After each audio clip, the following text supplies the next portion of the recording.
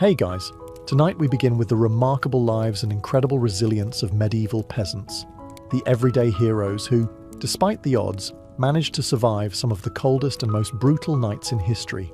From makeshift insulation tricks to communal sleeping strategies, their story is one of grit, ingenuity, and determination.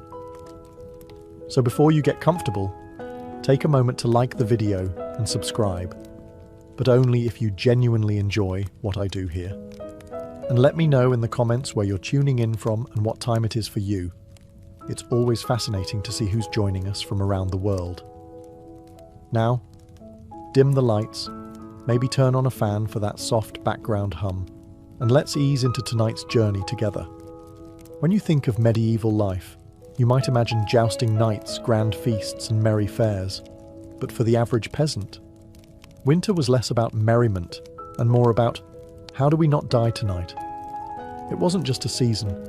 It was a test of endurance that came around every year, like an especially cruel teacher who didn't believe in second chances. Picture this. You're living in a tiny mud and stick hut, with walls so thin you could probably hear a bird sneeze from outside. No insulation, no windows, unless you count a small hole stuffed with animal skin. And definitely no thermostat wars with your siblings. The inside temperature of your home was usually just a polite couple of degrees above whatever the weather was doing outside. If it was freezing outdoors, it was politely slightly less freezing inside. Congratulations. Nights were the worst. Darkness swallowed everything. The wind howled like an angry ghost, and the fire in the hearth sputtered pathetically, doing its best but mostly just roasting the toes of whoever was sitting closest. If you were on the other side of the room, sorry, you might as well have been camping outside, with worse snacks. Clothing wasn't much help either. Peasants didn't own fancy fur coats or goose-down blankets. You had a couple of rough-spun wool tunics, maybe a cloak that smelled suspiciously of goat, and a hope that layering them would turn you into some kind of human onion. Spoiler, it didn't really work, and forget about snuggling under soft quilts. Beds were often nothing more than sacks stuffed with hay or straw, maybe with a few old rushes thrown in for good measure, and bonus, some fleas for extra company. Luxury, thy name is medieval peasant life. The cold wasn't just uncomfortable, it was dangerous. Frostbite, hypothermia, and general freezing to death were constant risks, especially for young children and the elderly. Every morning that you woke up still breathing was considered a minor miracle, and honestly, worth celebrating. Maybe with a slightly less frozen turnip for breakfast. So yes, surviving a medieval winter wasn't about comfort. It was about gritting your teeth, piling on every piece of cloth you owned, huddling with your livestock, and praying you didn't wake up with icicles hanging off your eyebrows. And the real adventure? It was just beginning. If you think your apartment is drafty because the window doesn't close properly, medieval peasants would like a word.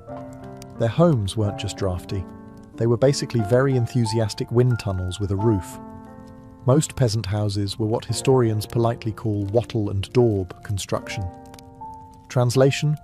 Sticks crisscrossed like a giant basket, smeared with a charming mixture of mud, straw, and animal dung. Yes, dung. They weren't trying to be gross. Dung was a cheap, sticky insulator. Plus, it was always readily available, shall we say. These walls, no matter how lovingly smeared, didn't stand much chance against a proper winter storm. The cold wind found every crack, every gap, and gleefully danced its way into the one-room homes, swirling around and making sure you never got too comfortable. Privacy? Absolutely not. Warmth? Not really. Character building? Definitely. And then there were the roofs. Thatched roofs looked picturesque, sure, but after a few months of rain and snow, they sagged, leaked, and occasionally let in the local wildlife. Nothing says pleasant evening like a squirrel dropping onto your dinner.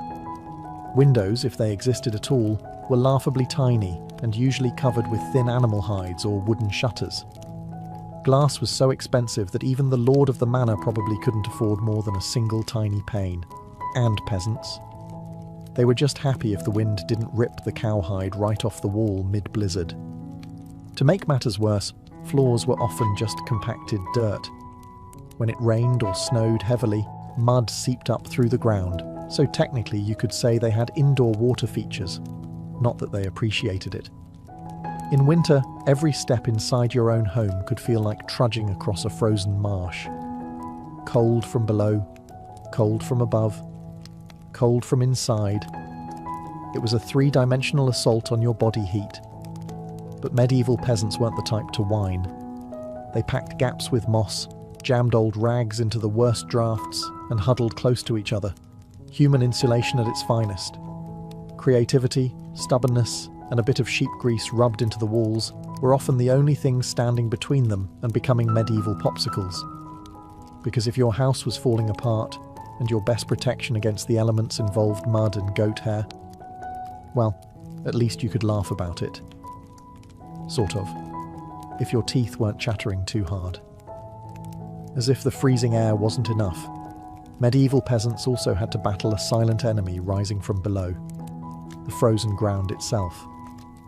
Floors weren't really floors back then. They were just slightly flatter patches of earth inside your home. Maybe if you were lucky, someone had thrown down some straw or old rushes to give you the illusion of comfort. But make no mistake, you were sleeping one insulted back away from the cold, hard dirt. And oh, that cold was relentless. It seeped up from the earth like an evil little ghost, worming its way through the straw into your bones and straight into your very soul. If you dropped anything onto the floor during a winter night, congratulations. It was now part of the permafrost. Medieval peasants tried to fight this grim battle in a few ways. One method was layering thick mats of straw across the floor. If you could afford it, or more realistically, if you could steal enough of it from your neighbour's field without getting caught, you might have a decent insulating barrier. But straw flattened fast, got mouldy even faster, and added an extra crunchy soundtrack to your already miserable nights. Some homes layered dried rushes onto the dirt instead.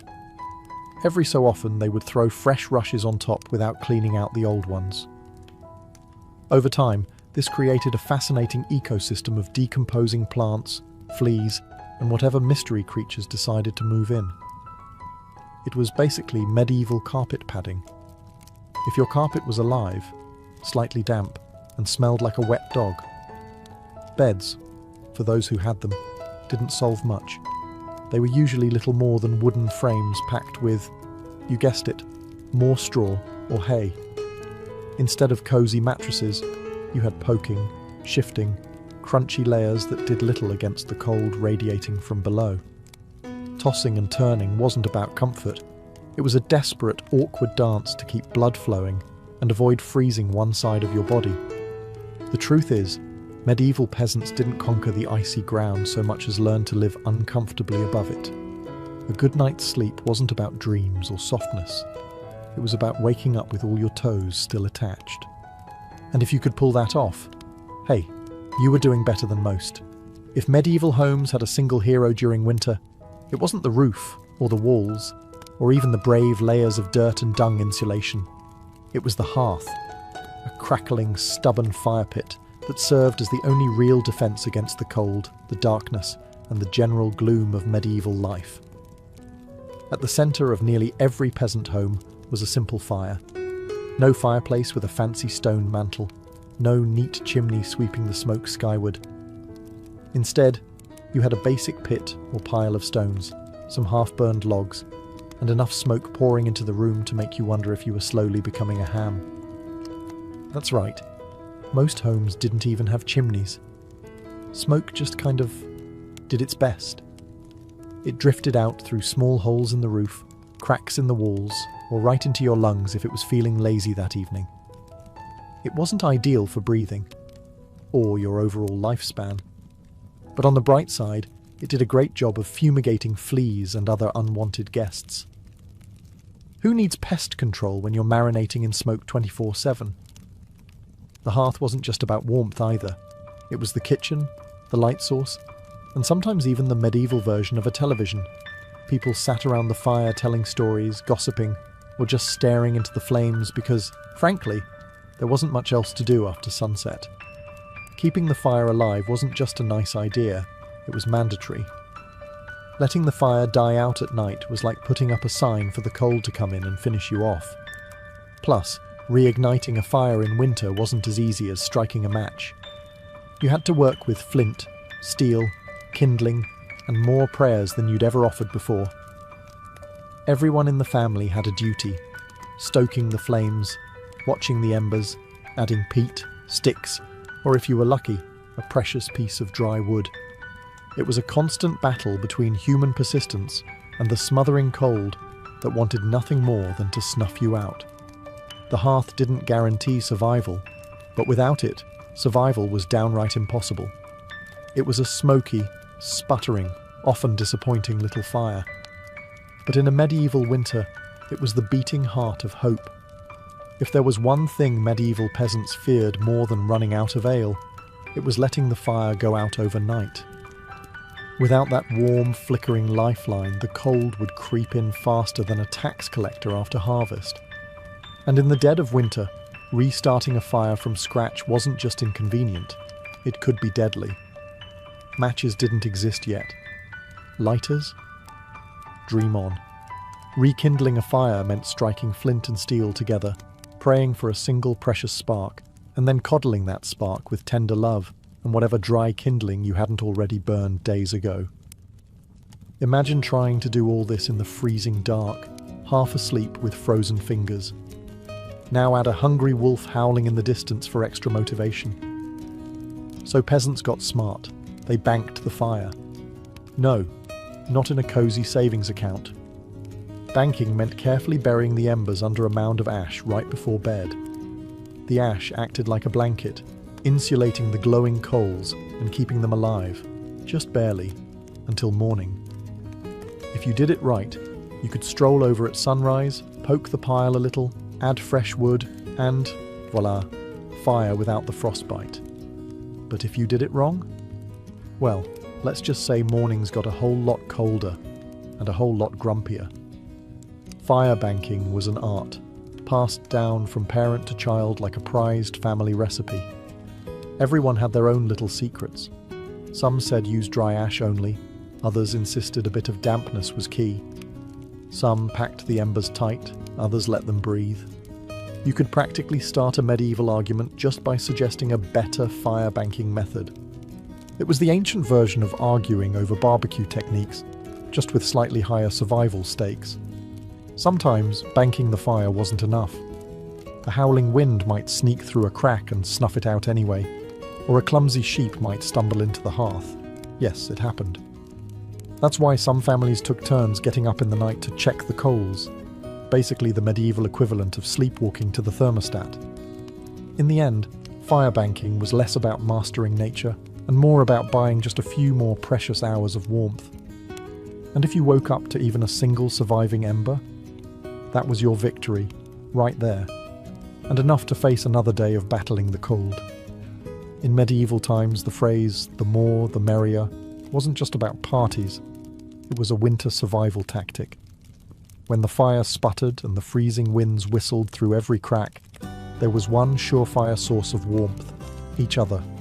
And if that meant sleeping cheek to cheek with your entire family, neighbours, livestock, and possibly a very confused goose, so be it. Forget about personal space. Privacy wasn't even a concept. On the coldest nights, the goal wasn't comfort. It was, don't wake up frozen to the floor. Entire households piled into the warmest corner of the house, wrapped in whatever scraps of cloth they could find, and formed what could best be described as a desperate, snoring, human lasagna. Younger kids squeezed in between parents, grandparents snuggled under the outer layers, and if Cousin Ethel showed up unexpectedly, well, there was always room for one more. If you were lucky, you got to sleep in the middle, where body heat radiated from all sides. If you were unlucky, you were on the edge, the medieval equivalent of sleeping next to the door of a meat locker. And woe to the person who moved too much during the night. You shift once to get comfortable, and suddenly you've knocked Aunt Maud into the freezing draft by the wall. Congratulations, you're now the family villain. Sometimes even bedding was shared. A communal straw mattress that slowly flattened under the nightly weight of multiple generations. And because hygiene wasn't exactly winning any awards back then, let's just say it wasn't the most fragrant sleeping arrangement. But hey, when it's you versus frostbite, you stop being picky.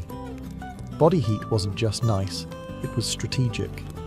Some medieval guides even recommended deliberately arranging the strongest, warmest people on the outside of the group, like human shields against the cold. Babies and frail elders were tucked deep in the centre, treated like the precious little heat generators they were. This wasn't just about survival, though. Over time, it became part of daily life, part of family bonding. Long winter nights huddled together led to storytelling, singing, and undoubtedly some very interesting conversations muffled under a shared wool blanket. So next time your sibling steals your blanket or your dog hogs the bed, just remember, at least you're not fighting for elbow space between a snoring uncle and a particularly judgmental goat. If you thought modern roommates were a challenge, medieval peasants would like to introduce you to their winter housemates: cows, goats, pigs, chickens, basically anything with a pulse and a little bit of body heat. Bringing animals indoors wasn't just a quirky village tradition, it was vital for survival. Livestock generated warmth, and in a poorly insulated hovel where the wind howled louder than your stomach, every little degree mattered. Plus, if your goat shared a wall with you, it was slightly less likely to get stolen by a neighbour in the dead of night. 2 birds, 1 stinky stone. At night, the house became a chaotic living furnace. Chickens nested in corners, pigs snorted near the hearth, and cows lounged luxuriously against the walls, chewing cud like they paid rent. It wasn't glamorous, far from it. If you've ever been stuck in a car on a summer road trip with someone who forgot to shower, imagine that. But it's a cow, it's winter, and there's literally nowhere else to go. The smells? Legendary. By springtime, the perfume of a shared winter was something fierce. You didn't need to light a candle, your nostrils were already on a wild ride. But medieval peasants developed a selective nose. They didn't complain much because they knew one uncomfortable truth: the more animals inside, the fewer frozen toes in the morning. Certain animals even had prime spots. Cows, being the biggest and warmest, usually took centre stage near the family. Goats were allowed closer in for their warmth, and because goats, being goats, would find a way inside anyway. Chickens roosted in rafters or old baskets, and pigs, well, pigs didn't care. They plopped down wherever they pleased, probably right in the middle of the floor. Of course, sharing your bedroom with livestock wasn't without hazards. Imagine drifting off peacefully, only to be rudely awakened by a chicken deciding your hair makes a good perch, or stepping barefoot into something suspicious. First thing in the morning. Yes, medieval mornings could be full of surprises. Still, despite the noise, the smells, and the occasional hoof to the ribs, peasants understood the simple math. Cold kills, and cows cuddle, whether they want to or not. In the battle against winter's icy fingers, a warm, slightly slobbery cow breath was often the deciding factor between life and death. In medieval winters, fashion wasn't about looking good, it was about not dying. Peasants weren't flipping through the latest trends, they were layering up like they were preparing for battle against the Grim Reaper himself. The rule was simple: if you owned it, you wore it. Sometimes, all at once. First, the basic undertunic, a scratchy, probably not too clean linen shirt. Over that, a thicker woolen tunic, then another, if you had it. Add some leggings that sagged at the knees, a rough cloak draped over your shoulders, and, if you were really lucky, a patched-up sheepskin thrown on top like a prize trophy. Congratulations, you are now approximately 10% warmer and 90% itchier. Boots were a luxury. Many peasants wrapped their feet in layers of cloth or old rags and stuffed them into wooden clogs. If the cold still bit through, well, you just added another rag and hoped you didn't lose a toe. and forget about washing all these layers. Washing your clothes in the middle of winter meant dragging them to a frozen stream, smashing through the ice, and then waiting 2 days for your only shirt to dry. If it didn't just freeze into a tragic shirt cycle. Most peasants wisely decided that smelling like a mix of smoke, sweat, and sheep was a small price to pay for not freezing solid. Interestingly, the dirt and grease buildup had a bonus feature: insulation. That grimy layer locked in body heat.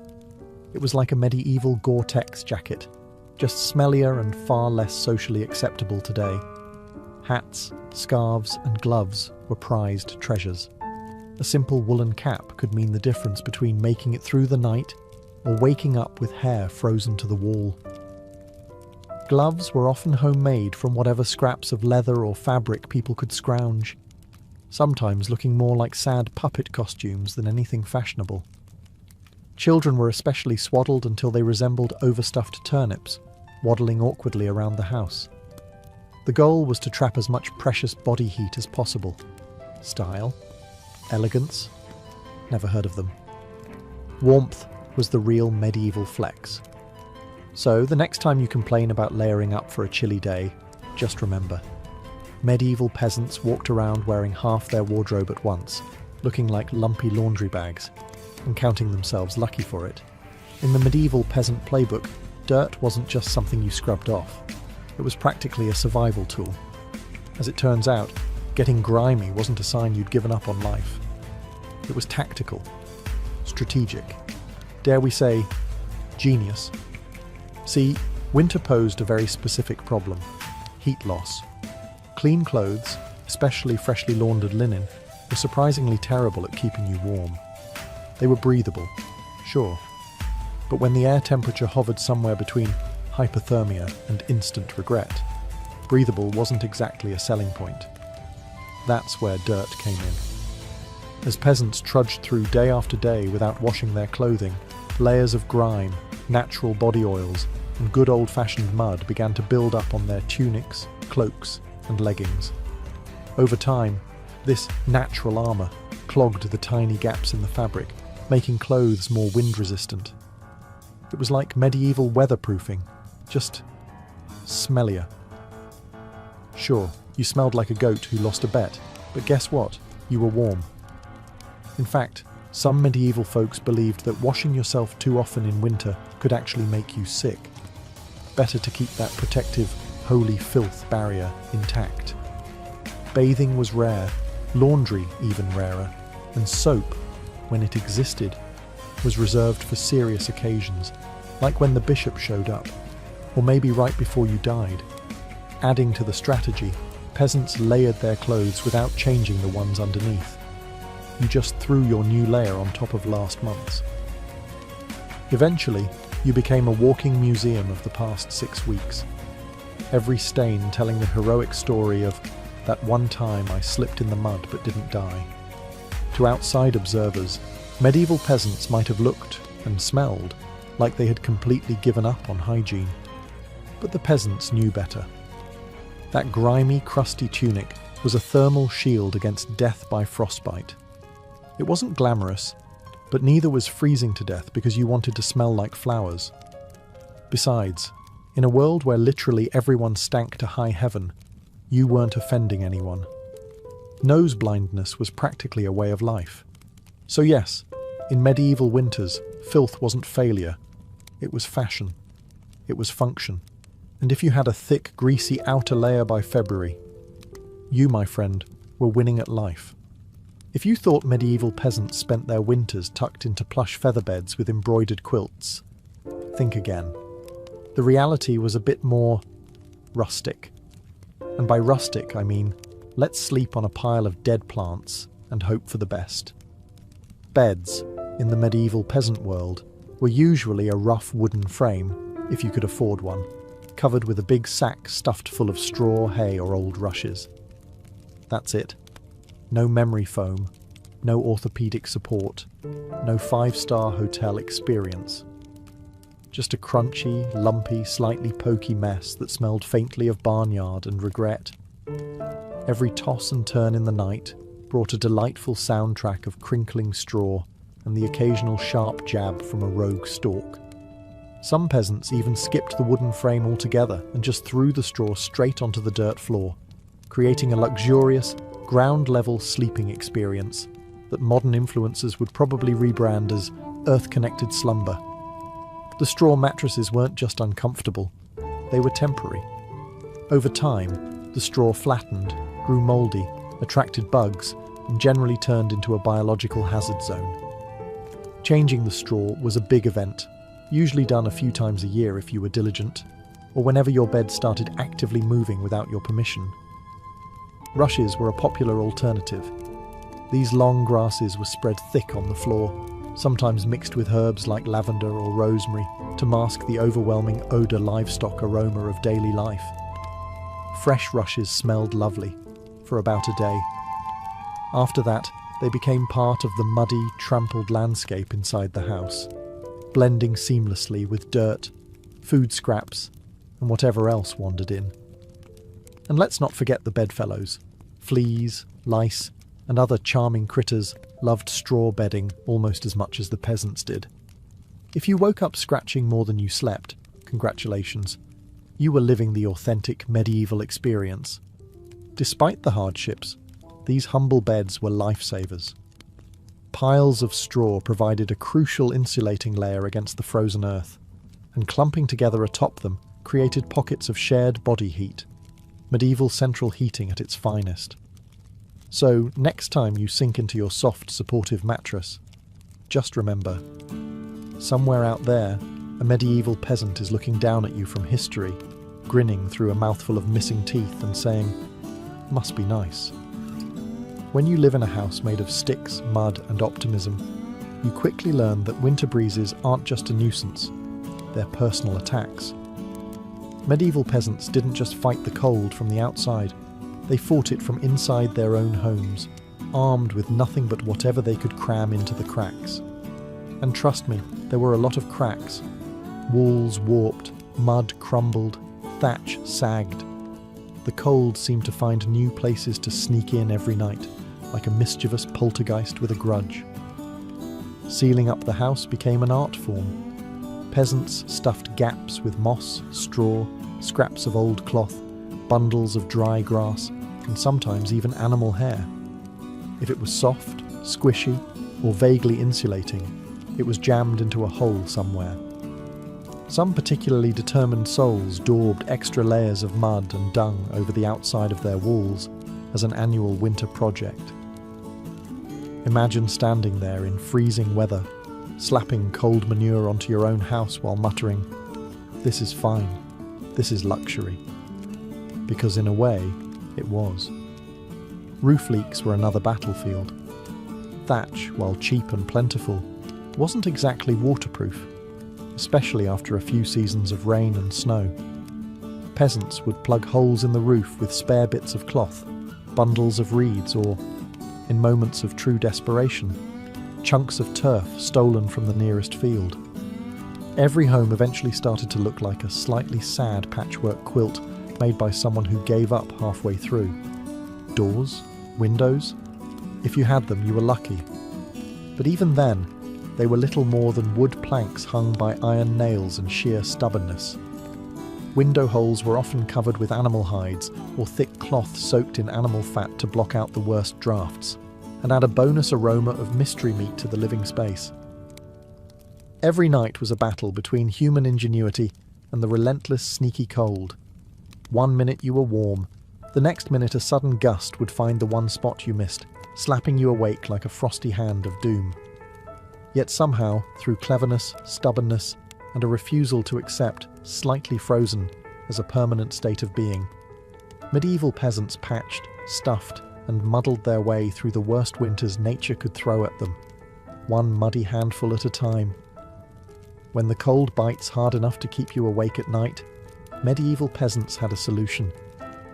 Don't even try to pretend everyone's sleeping at once. Instead, they developed a survival strategy that today would make any military commander proud: sleeping in shifts. It wasn't some grand, organised system with whistles and roll calls. It was far simpler and much more desperate. Half the household stayed awake, tending to the fire and patching up stray drafts, while the other half curled up under threadbare blankets and hay, trying to catch a few precious hours of half-frozen sleep.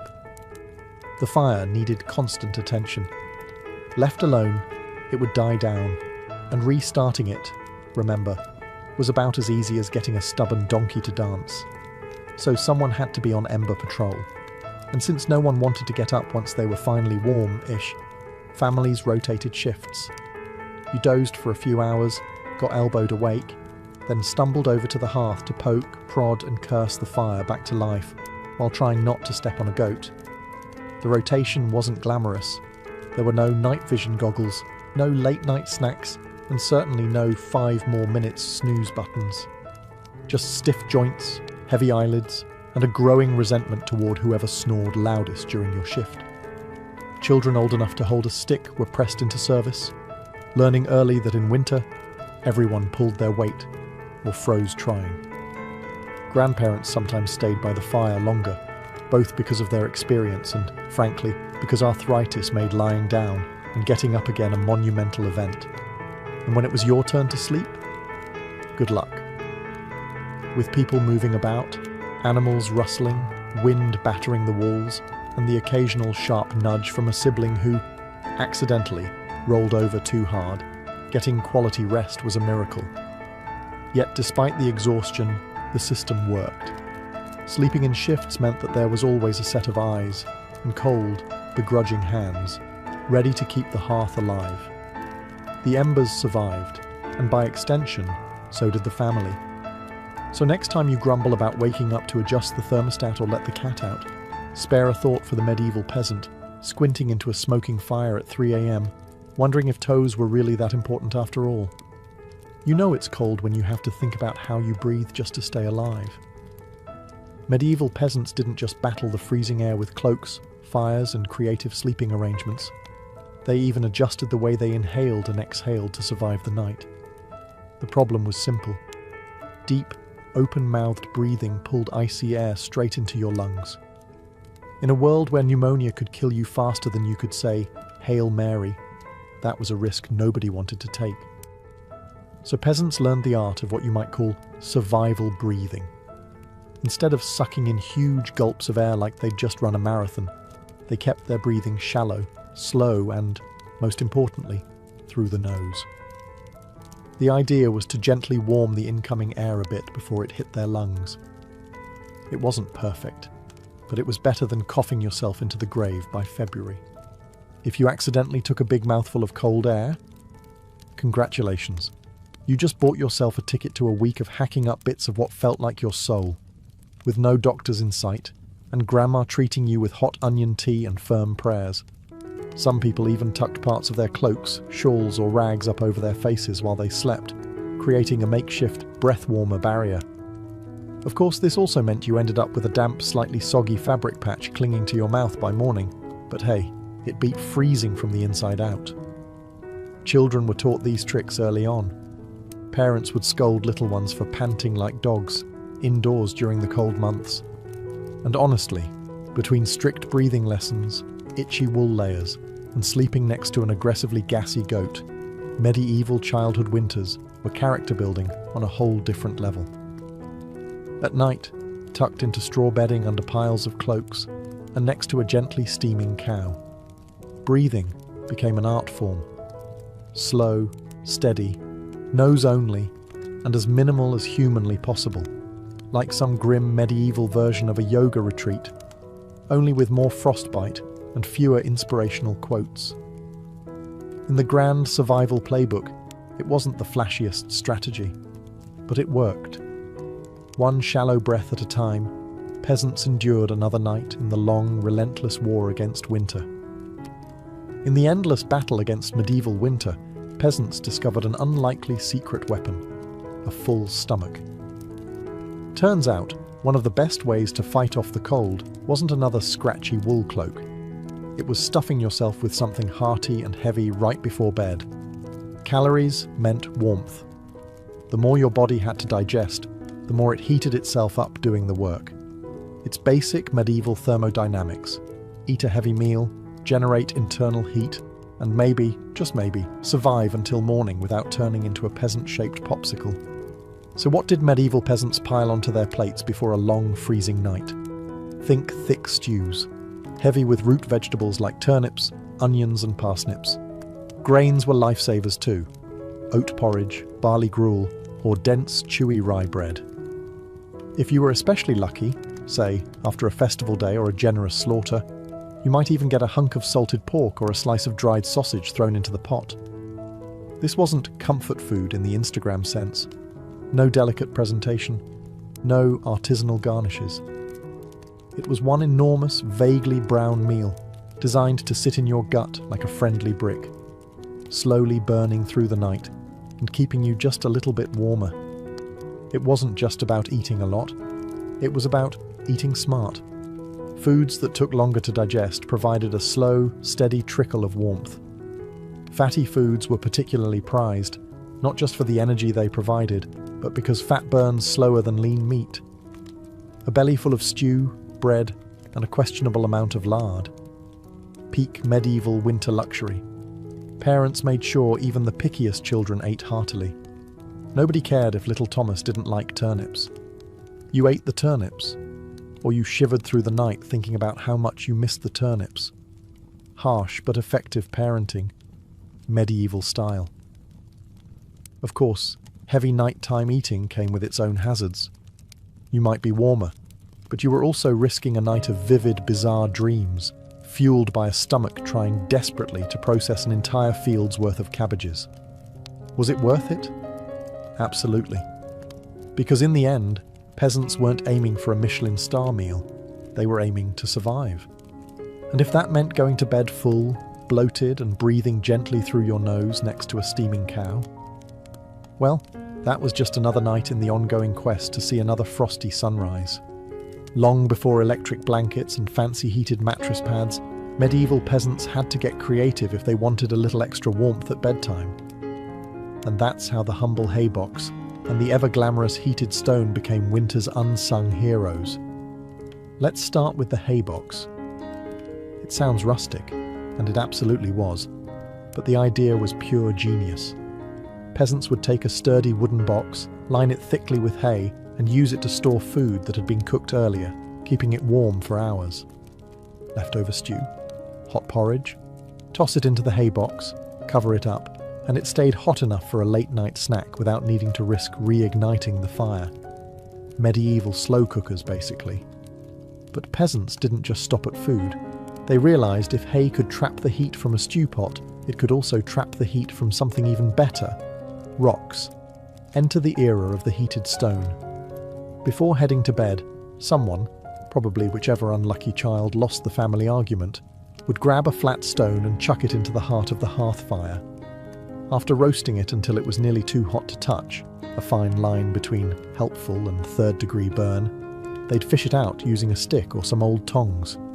The stone, still radiating blissful warmth, would be carefully wrapped in rags, tucked into an old piece of cloth, or jammed into a clay pot, then slipped under the hay in the mattress or down at the foot of the bed. A medieval heating pad, ready to do battle against the frozen earth. Of course, there were risks. If you didn't wrap the stone properly, congratulations. You now had a small, localized house fire. And if you dropped it on your foot, well, let's just say winter injuries weren't always caused by slipping on ice. But when everything went right, that stone provided precious, comforting warmth that could last for hours. It wasn't luxurious, but when you lived in a half-frozen hut, luxury was defined as not waking up with icicles dangling from your nose. In the grand arsenal of medieval winter survival, a hot rock tucked into some hay might not sound glamorous, but for peasants clinging to whatever heat they could find, it was a tiny miracle. In a medieval peasant's home, the hearth wasn't just where you cooked dinner. It was practically a family member. A temperamental, smoky, sometimes uncooperative family member, sure, but still absolutely essential to survival, especially when it came time to sleep. The closer you were to the fire, the better your odds of waking up unfrozen. That meant sleeping arrangements were less about personal preference and more about strategic positioning. Infants, the elderly, and anyone sick or frail got first dibs on prime hearth real estate. Parents, older kids, and sturdier adults fanned out from there like human insulation layers.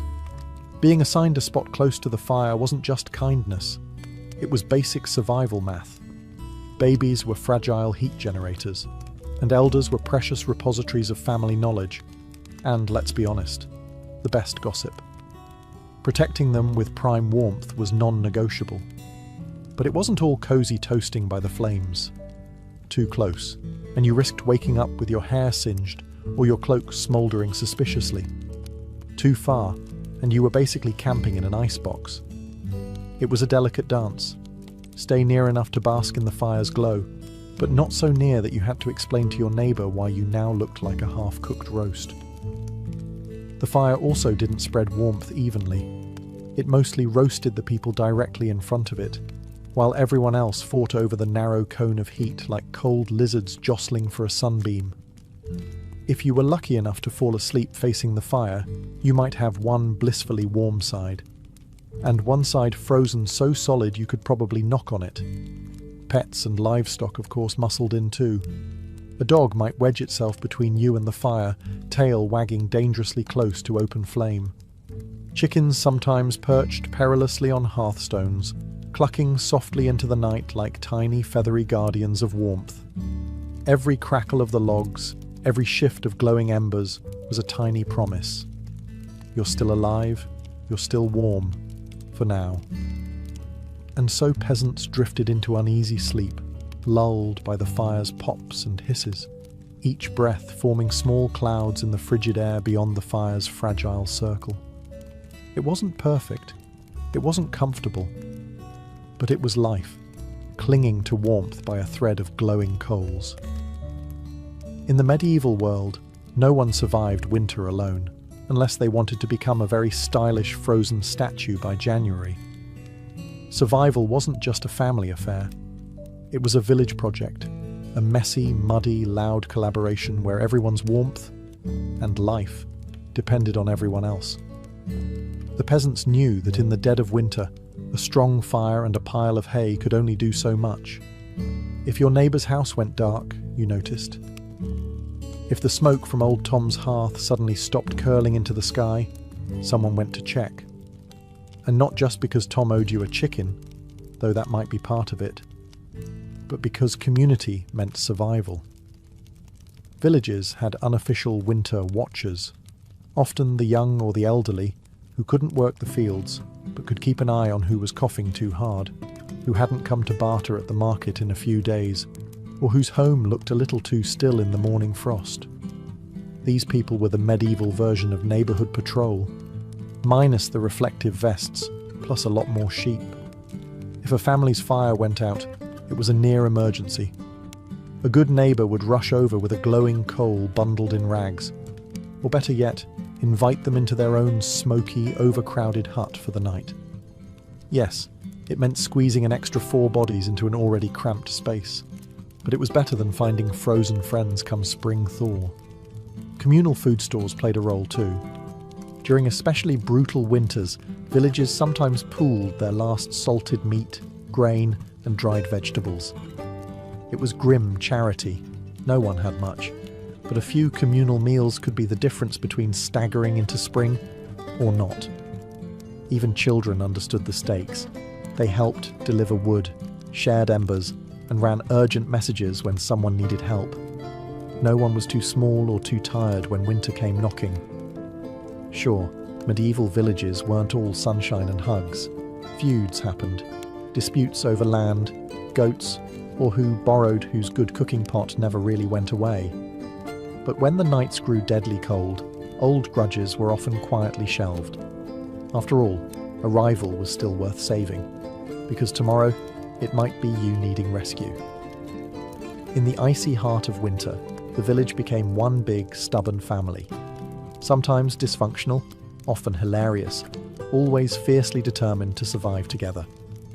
One muddy boot, one crackling ember, one frozen smile at a time. When medieval peasants faced the merciless cold of winter, they didn't just pile on cloaks or stoke the fire. They prayed. A lot. Because when the wind howled like wolves outside your paper-thin walls and the fire shrank into sullen embers, you wanted every possible advantage, including a little divine intervention. Faith wasn't just a Sunday affair back then. It was woven into every frozen breath. Before crawling under layers of straw and scratchy wool, families would kneel together, offering up hurried prayers to keep the fire burning, the roof intact, and their toes attached by morning. Saints became more than distant holy figures. They were winter's frontline defence. Saint Blaise, for instance, was called upon to protect against throat ailments. Not a minor concern when one mouthful of icy air could land you coughing up your soul. St. Nicholas wasn't just the jolly gift-giver of later legend. He was also asked to protect households from sudden ruin during the lean, deadly months. Superstitions wrapped themselves snugly around daily survival. Some families sprinkled a little holy water near the hearth before sleeping, hoping it would protect against evil spirits, or at the very least, mischievous drafts.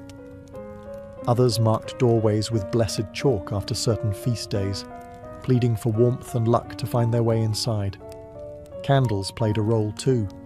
Special vigil candles, often blessed by the local priest or the most pious old woman in the village, were sometimes kept burning throughout the night, a flickering plea against the cold darkness clawing at the walls. And of course, no serious winter prayer session was complete without a few promises. Dear Lord, if you just get us through this night, I swear I'll be kinder to my neighbour, even the one who keeps stealing our turnips. Faith wasn't some abstract comfort. It was a daily, urgent conversation. The peasants weren't asking for luxury, just survival. A little heat, a little food, and one more day to muddle through until spring broke the frozen grip on their tiny villages. It was simple, raw hope, whispered into the smoky rafters, tangled in breathless prayers and tucked under itchy blankets, that somehow carried them through the endless, merciless nights of winter. For all the ingenuity, prayers and stubbornness medieval peasants threw at winter, the truth was chilling. Sometimes it wasn't enough. And when winter won, it didn't just take a few unlucky souls. It took entire families, whole villages, vanishing them into silence beneath a heavy shroud of snow and ice. Some winters were particularly cruel, like the infamous Great Famine Winter of 1315, when rains destroyed crops, livestock starved, and freezing temperatures turned an already brutal existence into a slow, grinding disaster. People were so desperate that stories whispered of eating shoe leather, bark, and, in the most horrifying cases, each other. Failure to keep the fire alive wasn't just an inconvenience. It was often a death sentence.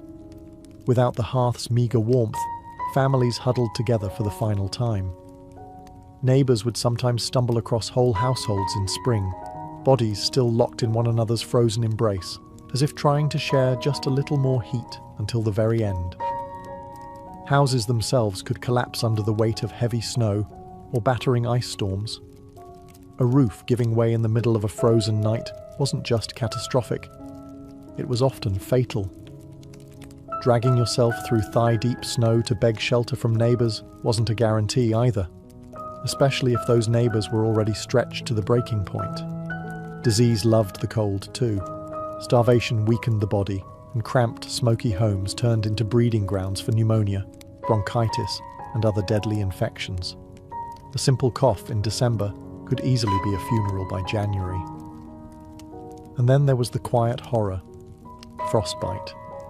Fingers, toes, even ears blackened and died while still attached to their owners. Some villagers survived winters at the cost of their limbs, a grim badge of honour that said, "I made it through, but winter took a piece of me." Yet what's most haunting isn't just the death, it's the eerie normalcy of it. People accepted that each winter, some among them wouldn't see the thaw. Death wasn't unexpected. It was just another neighbour at the door, wrapped in frost, waiting its turn. Even amid the bitter cold and constant threat, medieval peasants pressed on, stubborn, grieving, clinging to life.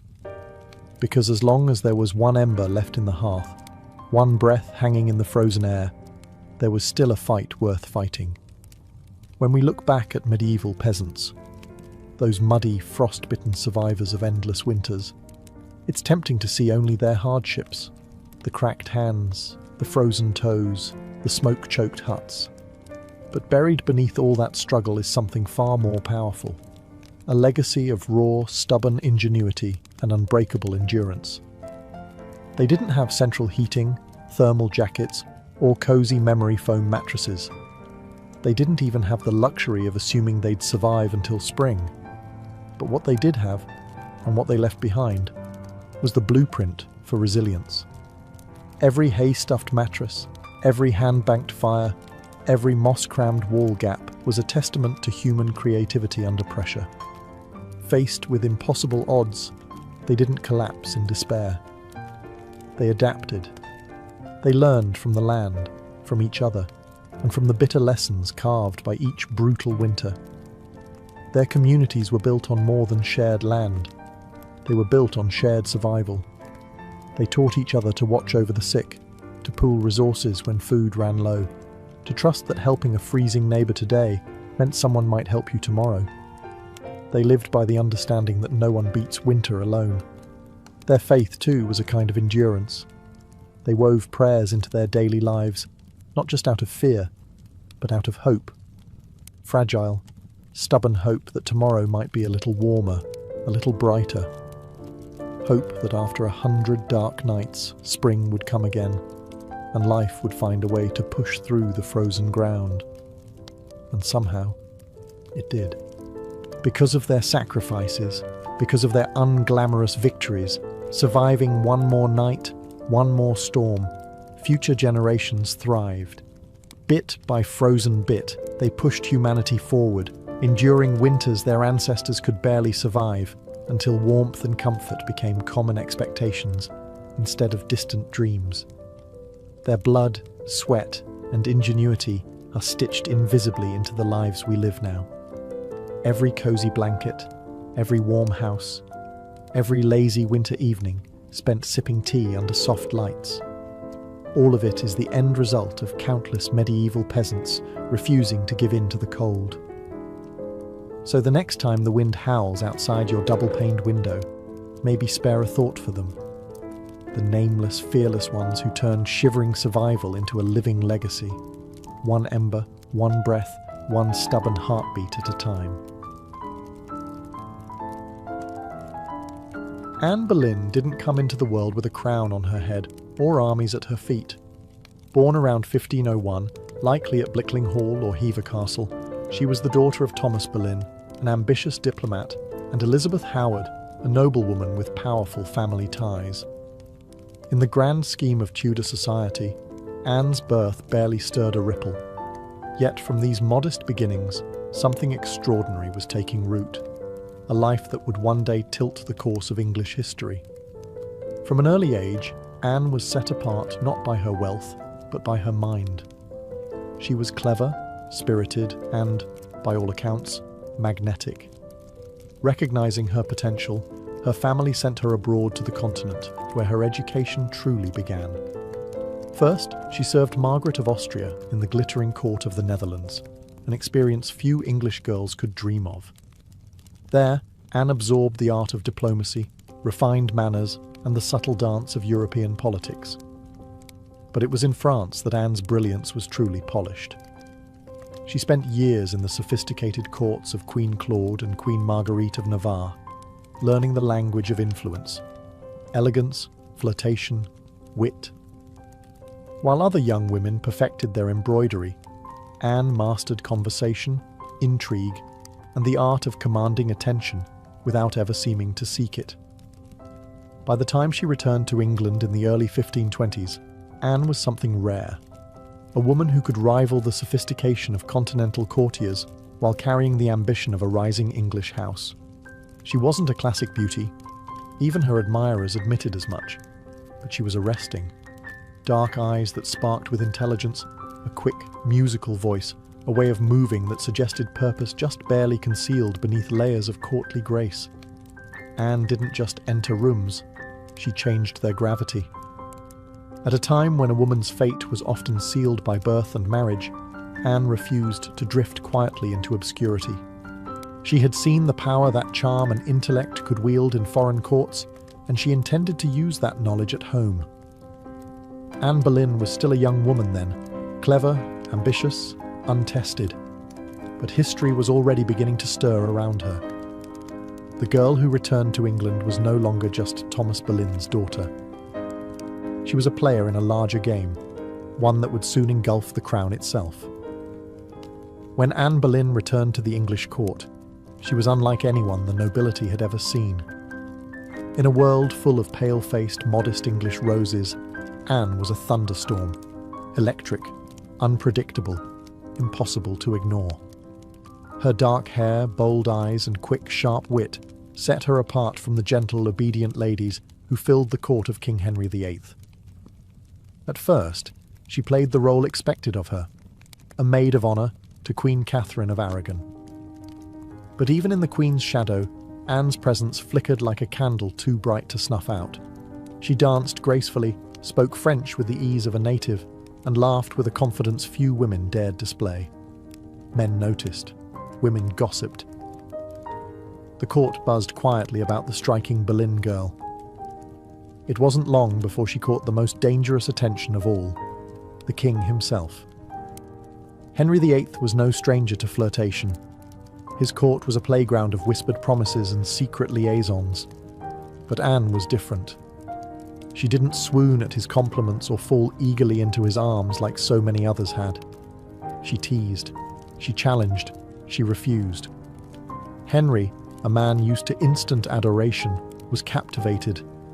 The more Anne held him at arm's length, the deeper he fell. Letters passed between them, filled with declarations of love, frustration, longing. Henry offered her the role of royal mistress, the most powerful unofficial position at court. Anne, astonishingly, said no.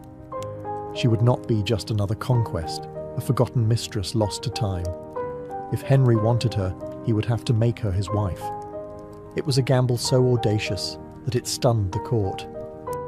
After all, the king was already married. His queen, Catherine, was beloved by the people and fiercely protected by her nephew, the Holy Roman Emperor. The church itself would have to be defied for Henry to claim Anne. But Anne didn't flinch. She had lived in the courts of Europe, where queens wielded soft power from behind lace fans and painted smiles. She knew ambition was a dangerous game, but it was a game she intended to win. Standing in the candlelit halls of the English court, Anne Boleyn made her choice. Not to be merely admired, but to change her destiny, and England's, forever. What began as an intense flirtation between King Henry VIII and Anne Boleyn soon spiraled into a national crisis. Henry wasn't merely besotted, he was obsessed. And in his obsession, he was willing to tear apart everything England had known for centuries. The king's desire to marry Anne hit a small snag, namely, he was already married to Queen Catherine of Aragon. Catherine, dignified and resilient, refused to quietly step aside. She had been Henry's faithful wife for 2 decades, and in the eyes of God and the English people, she was the rightful queen. Divorce wasn't just scandalous, it was almost unthinkable. But Henry was determined. He convinced himself, and tried to convince everyone else, that his marriage to Catherine was cursed because she had once been married to his brother, Arthur. Never mind that the Pope had granted special permission for their union years ago. Henry now insisted that his soul was damned unless he annulled the marriage. Anne, for her part, knew better than to appear too eager. She kept herself just out of reach, alternately encouraging Henry's hopes and maintaining her distance. Every glance, every word was measured. She wasn't merely aiming for marriage, she was positioning herself to become Queen of England. The court erupted into whispers and factions. Some noble families eagerly courted Anne's favour, seeing the winds of power shifting. Others clung fiercely to Queen Catherine, horrified at the idea of Anne replacing her. Diplomats wrote desperate letters back to Rome. Foreign monarchs threatened retaliation. Henry's own advisors shifted uneasily, sensing the ground trembling beneath their feet. As months turned into years, Henry's frustration grew. He bombarded the Pope with petitions, manoeuvred his lawyers into finding loopholes, and slowly began to realise that the church would not bend easily.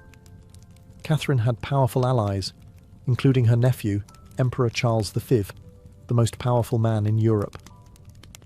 Still, Henry pressed on, defying advice, tradition, and increasingly, the law itself.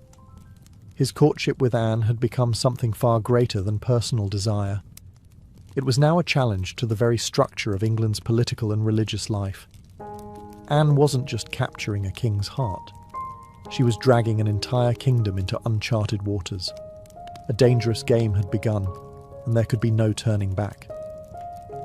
After nearly 7 agonising years of manoeuvring, scandal and diplomatic chaos, Anne Boleyn's gamble paid off. In January 1533, she secretly married Henry VIII, a bold move, given that he was still, technically, married to Catherine of Aragon in the eyes of the Pope and much of Europe. By June, Anne was crowned Queen of England in a lavish ceremony at Westminster Abbey. It should have been the crowning moment of her life, but the atmosphere was far from universally joyful. The people of London watched with wary eyes. Some cheered, others muttered prayers for Queen Catherine. Many wondered if this new queen, with her French manners and daring spirit, was a blessing or a curse. Anne entered her queenship not as a beloved figure, but as a storm. Unlike Catherine, who embodied traditional English values of humility and piety, Anne was dazzling, provocative, and politically savvy. She wore bold colours, commanded the court with sharp intelligence, and made powerful enemies with breathtaking speed. Her position, while seemingly secure, was also terrifyingly precarious. Everything rested on one thing: providing Henry with a male heir. Anne knew this as keenly as anyone. She was not merely Henry's lover anymore, she was the hope of a dynasty. Early in her pregnancy, Anne and Henry were elated, certain the child would be a boy. But in September 1533, Anne gave birth to a daughter, Elizabeth. To Anne's credit, she masked her crushing disappointment with grace, insisting the next child would surely be a son. Henry, however, was less composed. His eyes, once full of adoration, now flickered with doubt. Still, for a time, Anne's star burned brightly. She reshaped the English court in her image, elevating her family to unprecedented heights and becoming the first queen in English history crowned with the sacred oil usually reserved for kings. Her influence was vast. Foreign ambassadors sought her favour. Courtiers reshuffled alliances to be in her good graces. The once obedient Henry began moving England officially away from Rome, creating the Church of England with himself at its head, all so that Anne's crown could not be questioned. Yet even in her triumph, dark clouds gathered. Friends whispered behind their hands, rivals circled, waiting, and Henry, fickle and restless, was already beginning to look beyond the brilliant woman who had rewritten the kingdom for him. Anne had won the throne, but keeping it would demand more than charm, ambition, or even love. Anne Boleyn had climbed higher than almost any woman of her time. But the higher you rise, the harder the fall. Almost from the moment she placed the crown on her head, the cracks in her world began to show. At the heart of Anne's struggles was the pressure to produce a male heir. Her first child, Elizabeth, though bright and healthy, was not the son Henry VIII had hung his dynastic hopes upon, and the clock was ticking. Anne suffered multiple pregnancies in quick succession, but heartbreak followed.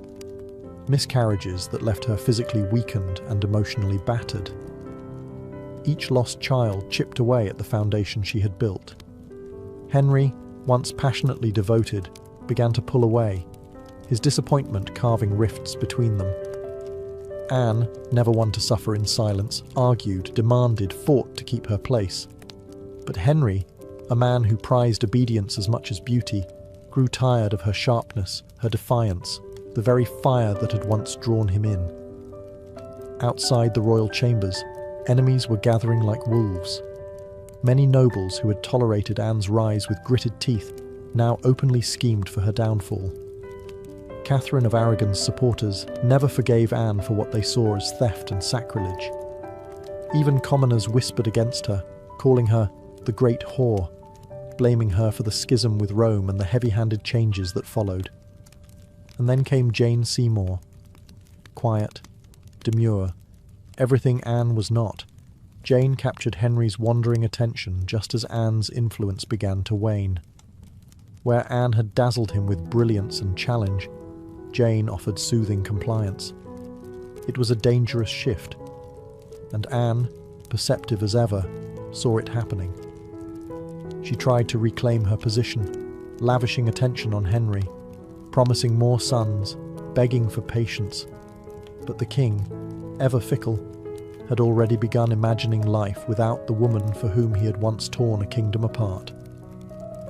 Anne's political enemies, including Thomas Cromwell, once her ally, sensed the changing tide. They began laying the groundwork for a campaign of destruction, quietly gathering accusations, rumours, and witnesses. The woman who had played the dangerous game of ambition so masterfully was now losing ground. Anne had won her crown through cunning and courage.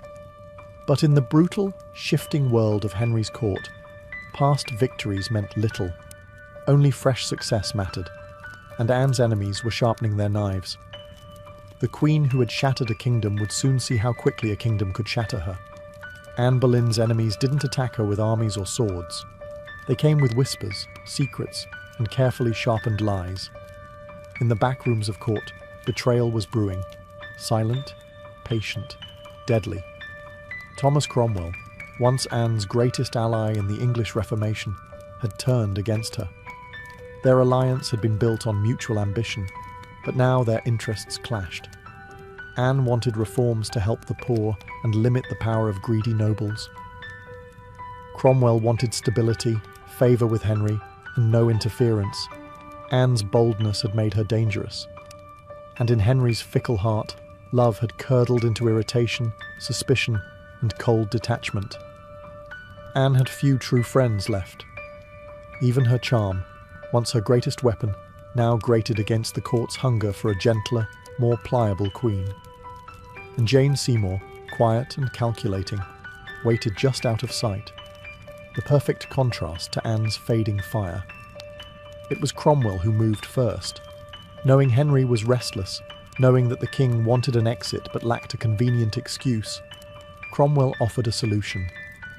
What if Anne could be removed, not by divorce, which would humiliate Henry, but by disgrace? The accusations were wild, monstrous even. Adultery, incest, conspiracy against the king. Anne, the proud, brilliant queen, painted as a betrayer, a temptress, a threat to the very crown she once redefined. Cromwell carefully gathered evidence, coaxing confessions under torture, twisting courtly flirtations into damning testimony. Several men, including Anne's own brother, George Boleyn, were arrested. The charges made little sense. They were riddled with contradictions and impossibilities. But in Henry's court, truth was whatever the king needed it to be. Anne, sensing the tightening noose, fought desperately. She appealed to Henry's memory, to the love they had once shared. But it was no use. The man who had once torn England apart for her now refused to meet her eyes. In May 1536, Anne was arrested and taken to the Tower of London. As the great gates slammed shut behind her, she knew the truth. She was no longer a queen. She was a prisoner, a pawn trapped in the brutal game she had once played so masterfully. Betrayal had sealed her fate. And now, alone in the tower, Anne Boleyn waited for the final move. Anne Boleyn stood in the great hall of the Tower of London, facing a tribunal of nobles, many of whom owed their very titles and fortunes to her rise. Now, they sat in judgment, cold and watchful, prepared to erase the woman who had once changed the destiny of England. The charges against her were shocking. Adultery with multiple men, including her own brother, George Boleyn. High treason. Conspiracy against the king. In another world, such accusations against a queen would have been unthinkable. But here, now, they were simply theatre. A grim performance designed to give Henry VIII exactly what he wanted. Anne's downfall wrapped in a thin veil of legality. Anne defended herself with the same fire that had once won Henry's heart. She denied every accusation with intelligence, precision, and an unwavering composure that astonished even her enemies. She reminded them that she had been crowned with sacred oil, chosen by God, and anointed as Queen of England. She reminded them of her loyalty, her sacrifices, her love. But it was all for nothing.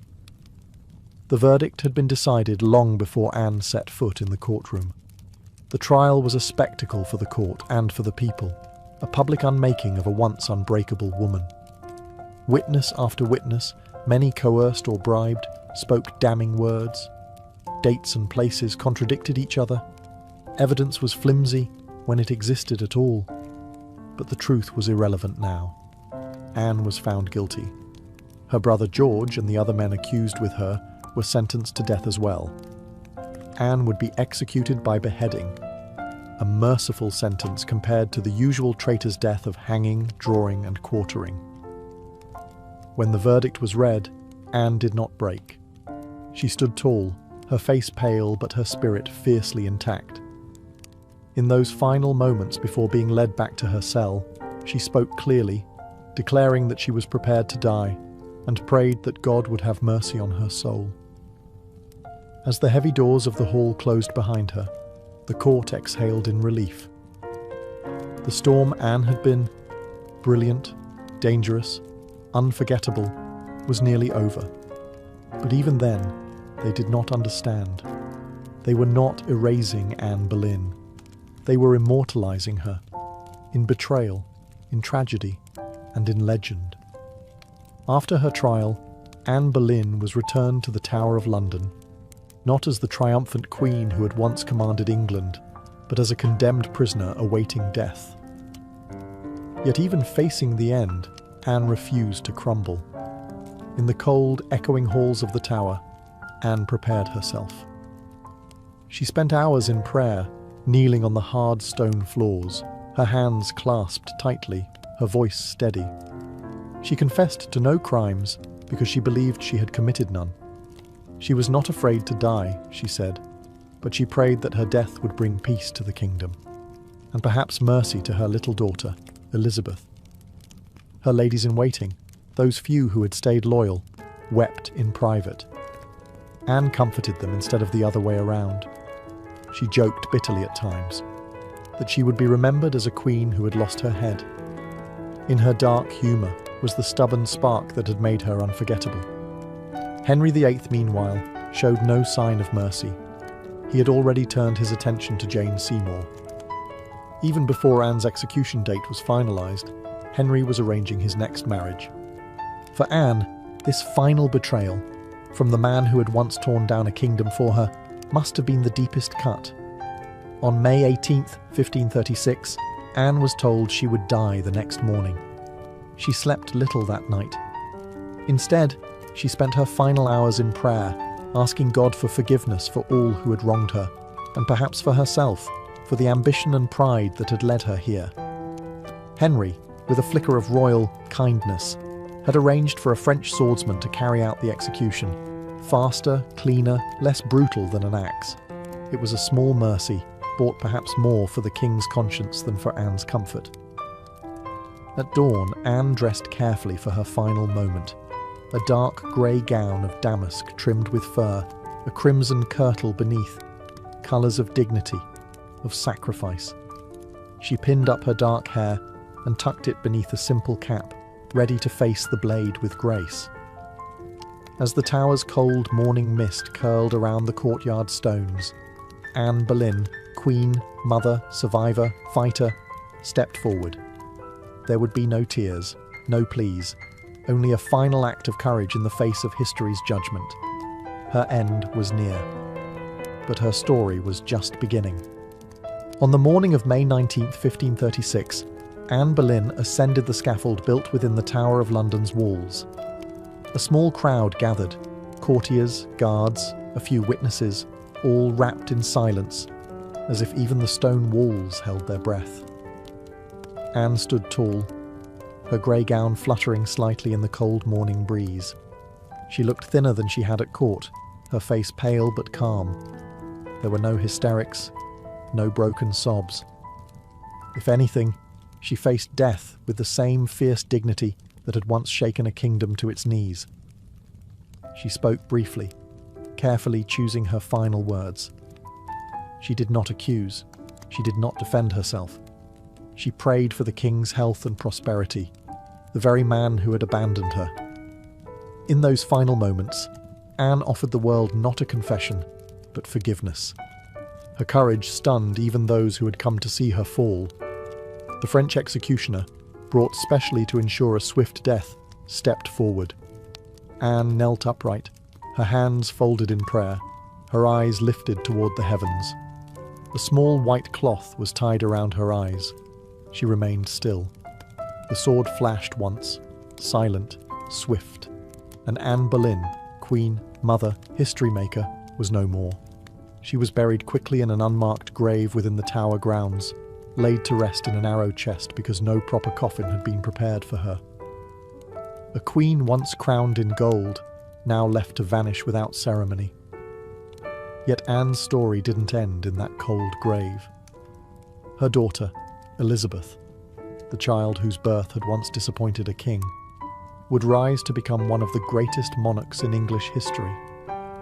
Elizabeth I, the Virgin Queen, whose reign would see the flowering of English art, power, and global influence. A queen who inherited her mother's fierce spirit, sharp mind, and unyielding resilience. Anne Boleyn changed the course of England forever. Her ambition helped trigger the break with Rome and the birth of the Church of England. Her fall showed the world that even queens could be cast aside. Yet through her blood, through Elizabeth, Anne's legacy blazed brighter than any crown she had worn in life. In the end, Anne Boleyn won a kind of immortality, not through her survival, but through her indelible impact on history. By the early 1770s, the American colonies simmered like a pot left too long over a roaring fire. The relationship with Britain, once seen as the proud mother country, had soured into resentment, suspicion, and growing fury. It hadn't started with tea. Years earlier, the Stamp Act had enraged colonists by placing taxes on everything from newspapers to playing cards. That was followed by the Townshend Acts, taxing essentials like paper, glass, and paint.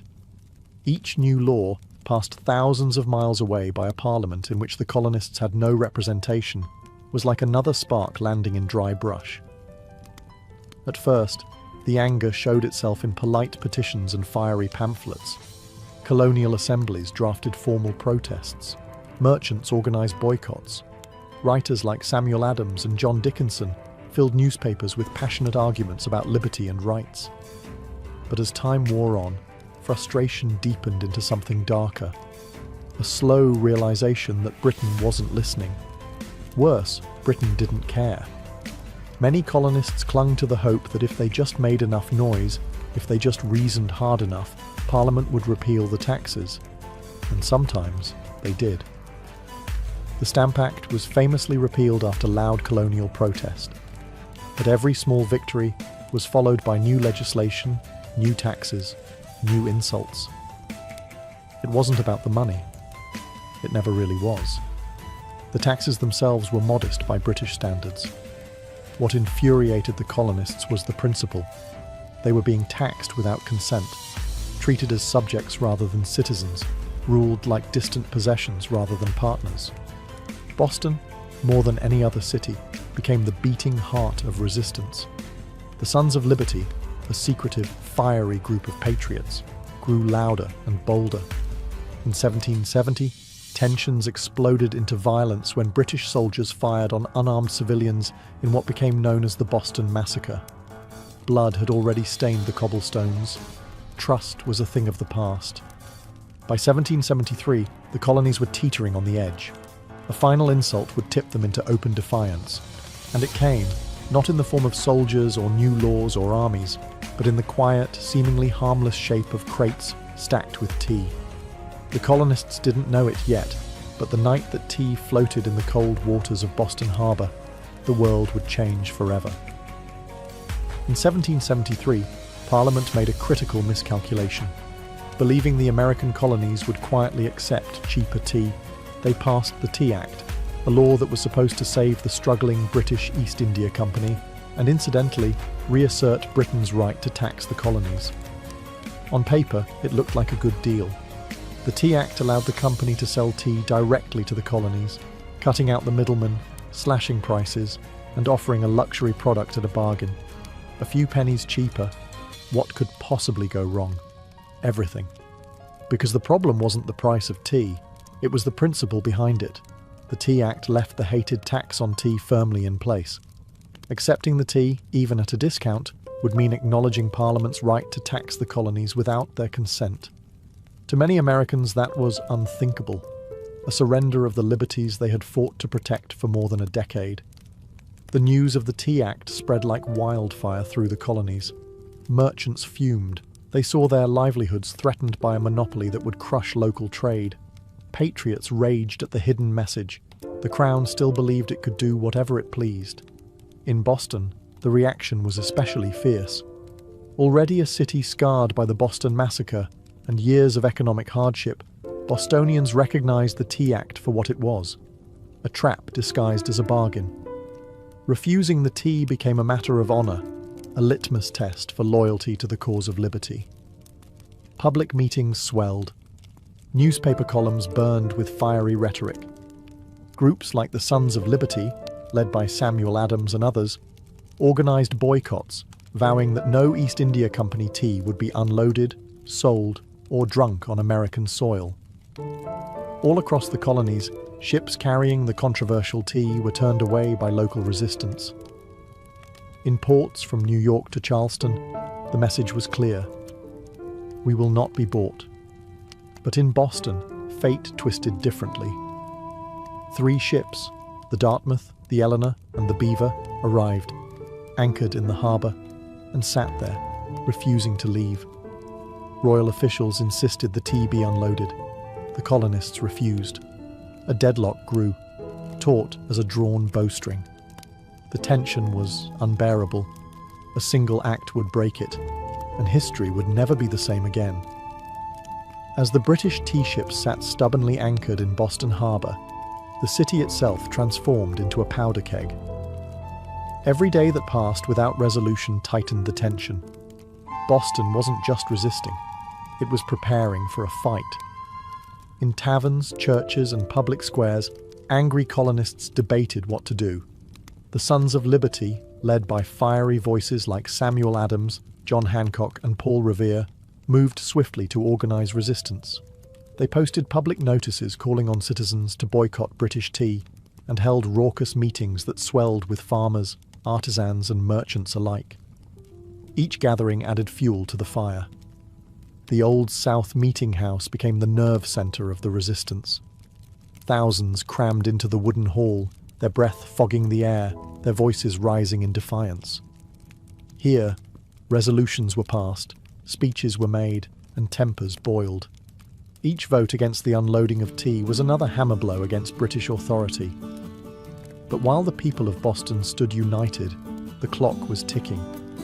British law demanded that imported goods, like tea, be unloaded and the tax paid within 20 days. If the ships remained after the deadline, customs officials would seize the cargo and the tax would be collected by force. The Sons of Liberty understood that once the tax was paid, even under protest, the principle would be lost. It wasn't just about the tea anymore. It was about whether the colonies would accept being treated as subjects without rights, or whether they would stand and fight for their future. Meanwhile, the Royal Governor of Massachusetts, Thomas Hutchinson, dug in his heels. He refused to let the tea ships leave without unloading their cargo, demanding that the law be obeyed, colonial outrage be damned. To him, backing down meant admitting that mobs, not monarchs, ruled the colonies. Boston's standoff became a spectacle. Every man, woman, and child knew that something was coming. You could feel it in the air, that cold, sharp sense before a storm when the world holds its breath. All it would take was one spark to ignite an explosion. And somewhere among the crowded streets and crowded hearts of Boston, a decision was quietly taking shape, a plan that would echo across oceans and empires. December 16th, 1773, dawned grey and cold over Boston, a city balanced on the edge of history. For nearly 3 weeks, the tea ships had sat in the harbour like ticking bombs. Now, the final deadline had arrived. According to British law, the tea had to be unloaded and the tax paid within 20 days of a ship's arrival. If it wasn't, customs officials could seize the cargo, and British troops could be called in to enforce the law. Everyone knew it. Everyone knew what was at stake. If the tea came ashore, the principle was lost. If the colonists allowed it, even once, their cause, their claim to rights and liberty, would unravel. That morning, thousands of Bostonians and nearby colonists packed into the Old South Meeting House, the largest building in town. Some had walked miles through the icy countryside to be there. The meeting was so packed that men spilled out into the streets, straining to hear the fiery speeches echoing through the halls. Samuel Adams, the iron voice of rebellion, presided over the gathering. Speaker after speaker rose to denounce the Tea Act, to cry out against tyranny, to urge immediate action. But even among the defiants, uncertainty hung heavy. What could be done without sparking outright war? How could they stop the tea without opening the floodgates to brutal retaliation? As the afternoon wore on, riders galloped in with grim news. Governor Thomas Hutchinson remained unmoved. The ships would not be allowed to leave without unloading. The tea would be seized, the tax collected, the king's law enforced. The crowd buzzed with fury. The walls of the meeting house seemed to shudder with the force of it. Yet Samuel Adams stood calmly and spoke the words that signalled the end of debate. This meeting can do nothing more to save the country. A simple sentence. But everyone knew what it meant. There would be no more petitions, no more compromises. Action would be taken. Outside, a war whoop cut through the gathering gloom, the signal. Men disguised themselves quickly, smearing soot on their faces, donning blankets and feathers in crude imitation of Mohawk warriors. It wasn't about fooling anyone. It was about creating a symbol, a message no one could mistake. The deadline had passed. Boston would answer not with words, but with defiance. As twilight deepened over Boston on December 16, 1773, the quiet streets began to stir. Figures moved through the shadows. Ordinary men cloaked in rough blankets, their faces blackened with soot, some adorned with feathers. They weren't trying to fool anyone into believing they were real Mohawks. Their disguise was symbolic, an act of shedding their old identities, of taking a stand as something new, something fierce. By the dozens, they made their way to Griffin's Wharf, where the 3 tea ships, the Dartmouth, the Eleanor, and the Beaver, lay anchored. The harbour water churned cold and dark beneath them, thick with the sharp bite of winter air. There was no shouting, no drunken chaos. This was not a riot. It was a mission, carried out with calm, ruthless precision. Armed with hatchets and clubs, the disguised colonists swarmed the ships, overwhelming the few crew members still aboard. No harm came to the sailors. They were pushed aside, watched in silence as the operation began. Men split open the wooden chests with practiced blows, the fragrant smell of fresh tea spilling into the cold night air. Others heaved the crates overboard, their heavy splashes echoing across the still waters of the harbour. Chest after chest, 342 in total, was broken and dumped, until the black water swirled with thousands of pounds of tea leaves. Spectators watched from the wharf, silent, awed. British guards stationed nearby made no move to intervene. Whether from confusion, sympathy, or fear of escalating violence remains unclear. Some accounts suggest that even among British loyalists there was an understanding. Something had shifted, and there would be no stopping it tonight. The discipline was extraordinary. No cargo was stolen. No one raided the ships for valuables. Only the tea, the hated symbol of British oppression, was targeted. In a town where hunger and hardship were daily realities, the men could have easily turned the protest into an excuse for looting. They did not. When it was over, the harbour resembled a great, swirling cauldron, filled with torn chests and soaking tea leaves. The smell of the sea mixed with the sharp tang of smashed tea, filling the night air with a strange, bittersweet scent. The work was done. Silently, the men disappeared into the night, vanishing into the alleys and back streets of Boston. They left behind no names, no leaders, no claims to fame, only the unmistakable mark of revolution. As the last broken crates bobbed in the dark water, Boston stood still, almost holding its breath. The Boston Tea Party wasn't a riot, a brawl, or a drunken spectacle. It was something far rarer, an act of cold, deliberate defiance carried out under the cloak of night. The harbour was transformed into a giant, swirling teapot. Thousands of pounds of East India Company tea floated in great mats on the water, staining it black. Some colonists, curious and rebellious, scooped handfuls of soaked leaves from the harbour, only to be chastised by the Sons of Liberty patrolling the docks. Nothing was to be salvaged. No one would profit from this night's work. This was principle, pure and simple.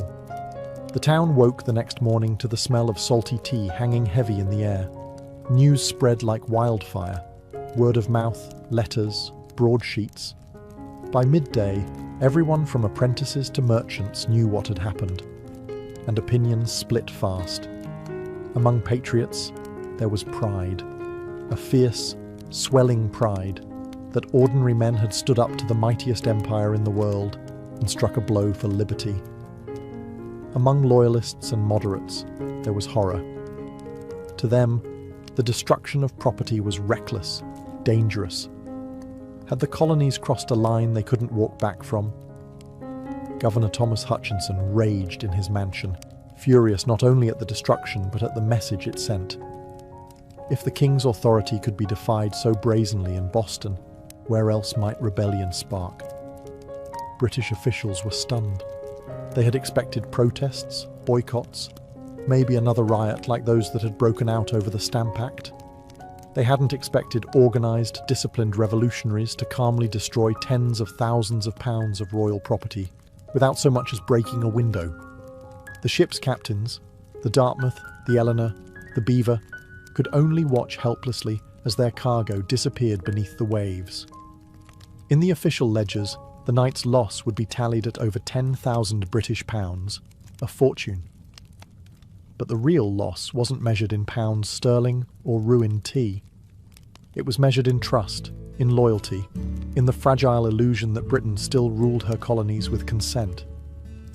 The night the tea sank, something deeper rose to the surface, a shared undeniable truth.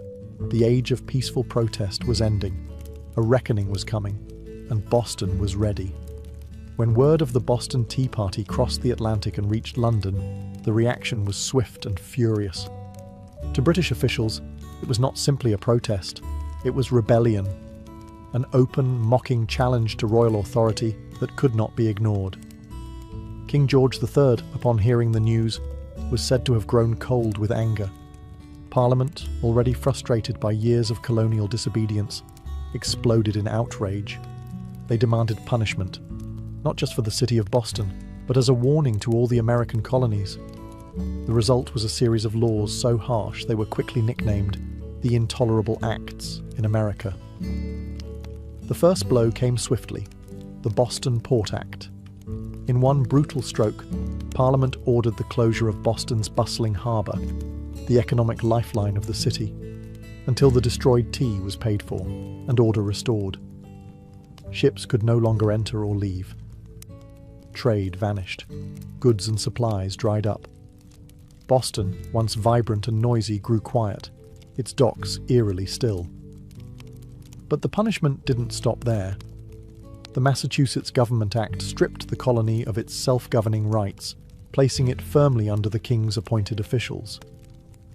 The Administration of Justice Act allowed royal officials accused of crimes to be tried back in Britain, a clear message that British authorities were untouchable. And to make sure the colonies knew force was an option, British soldiers were quartered throughout Boston, living among the very citizens they were meant to subdue. The message was clear: rebellion would be crushed. Liberty was a luxury the Crown would no longer tolerate. But Parliament's heavy hand had an unintended effect. Instead of frightening the other colonies into submission, it outraged them. News of Boston's suffering, of its port closed, its people starving under martial law, stirred deep sympathy and righteous anger throughout America. Wagon loads of food and supplies poured into Boston from neighboring colonies. Letters of support, pledges of unity, and secret meetings began to weave the once fragmented colonies closer together. What had once been a Massachusetts problem was rapidly becoming an American one. In punishing Boston, Britain had hoped to make an example of them. Instead, they made Boston a symbol, a rallying cry for resistance. The flames of revolution, once flickering in isolated pockets, now began to blaze from colony to colony. And there would be no easy extinguishing them. The punishment of Boston sent shockwaves far beyond the rocky shores of Massachusetts. Across the 13 colonies, outrage turned into something far more dangerous for Britain: unity. For years, the colonies had acted like distant cousins, bickering and competing, separated by geography, religion, and trade rivalries. But when Parliament slammed Boston's harbour shut and stripped Massachusetts of its self-governance, Americans across the continent realized if it could happen to Boston, it could happen to anyone. From Virginia to Pennsylvania, South Carolina to New Hampshire, the response was swift.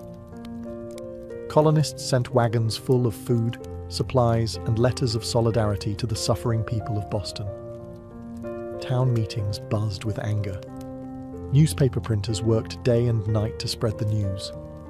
The fight was no longer Boston's alone. It was everyone's. And so, in September 1774, something unprecedented happened. The First Continental Congress convened in Philadelphia. For the first time, representatives from 12 of the 13 colonies gathered under one roof to discuss a unified response. Men like George Washington, Patrick Henry, John Adams, and Samuel Adams, once merely regional figures, now stood together as architects of a movement that was growing larger by the day. Their goal, at least officially, was not yet full independence.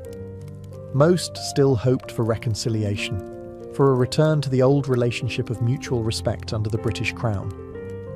But beneath the polite debates and carefully worded petitions, a deeper understanding was taking root. The colonies could no longer afford to stand separately. At the Congress, they agreed to a sweeping boycott of British goods. They pledged mutual support in the face of further British aggression. And they made it clear, any attack on one colony would be considered an attack on all. In taverns and meeting houses across the continent, ordinary people began using words that had once been whispered only in private: unity, resistance, liberty. In bringing the hammer down on Boston, Britain had imagined it would crush rebellion. Instead, it had welded the colonies together into something far more dangerous: a people who, despite their differences, were beginning to think of themselves not as scattered provinces, but as Americans. The winds of revolution were no longer just stirring. They were gathering into a storm, and it was too late for Britain to stop it. The night the tea sank into Boston Harbor, it wasn't just crates that were destroyed. It was the illusion that the American colonies could remain loyal subjects forever. The Boston Tea Party lit a spark that no king, no army, no distant parliament could ever snuff out. In the months that followed, that spark caught fire across the colonies. What had once been protests, boycotts, and polite petitions hardened into open resistance. Town militias began drilling openly. Storehouses filled with powder and shot. Men who had once toasted King George III in taverns now whispered about revolution under the same roofs. Boston became a symbol of sacrifice, battered but unbowed. The more Britain tried to tighten its grip, the more the colonies slipped through its fingers. Every ship that sailed past the closed, silent harbour of Boston was a silent reminder that tyranny had met its match in American defiance. When Parliament passed the Intolerable Acts, They intended to make an example out of Boston, to scare the other colonies into submission.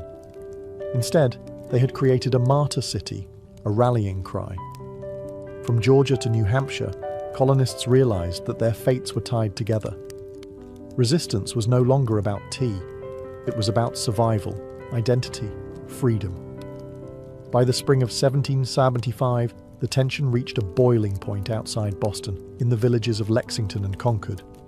British troops, sent to confiscate colonial weapons, instead found armed farmers, ordinary men ready to defend their rights with musket fire. The first shots of the American Revolution rang out, a direct line traced back to the moment when men chose principle over profit and dumped a fortune's worth of tea into the harbour. The Boston Tea Party showed the world that revolution doesn't always announce itself with trumpets and banners. Sometimes it starts quietly, with a small group of determined people standing in the cold, choosing defiance over fear. In dumping the tea, the colonists weren't just rejecting a tax. They were rejecting an empire. And though the road ahead would be bloody, bitter, and uncertain, one thing had become clear that night in Boston Harbor. The American colonies were no longer loyal subjects. They were something new, something dangerous. They were revolutionaries. And they were just getting started. All before the towering pyramids of Giza, before Mesopotamian cities buzzed with life, before Stonehenge stood against the sky, there was Corral. Hidden away in the dry valleys of coastal Peru, Corral rose in silent majesty nearly 5,000 years ago, then faded into near-complete oblivion, swallowed by sands and forgotten by history. For centuries, the world did not even know it existed. The Super Valley, where Corral once thrived, seems at first glance an unlikely place for civilization to bloom. The landscape is parched, barren, the river little more than a thin silver thread winding through rocks and dust. To most eyes, it looked inhospitable, a place abandoned by life. Yet it was here, amid the desolation, that one of humanity's earliest great cities took shape. Corral wasn't just a collection of scattered huts or a temporary trading post. It was a planned city, sprawling over 150 acres, filled with pyramids, plazas, residential quarters, and ceremonial spaces. It had scale, purpose, and vision, a complex society blossoming centuries before the Egyptians began stacking stones into pyramids of their own.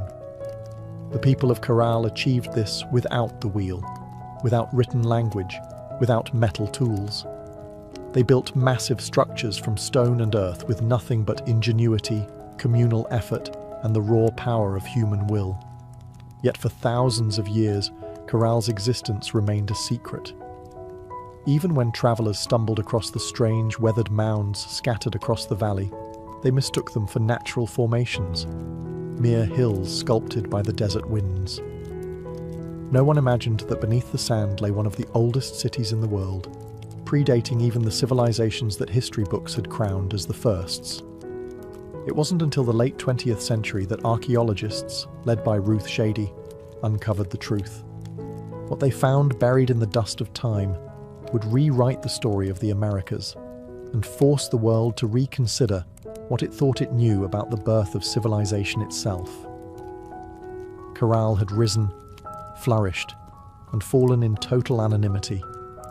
Now, after millennia of silence, its stones are speaking again, whispering of a peaceful, intelligent people who built a world of complexity and wonder in a land where life itself seemed impossible.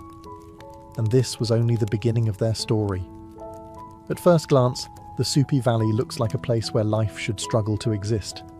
Harsh winds sweep across endless stretches of sand and stone.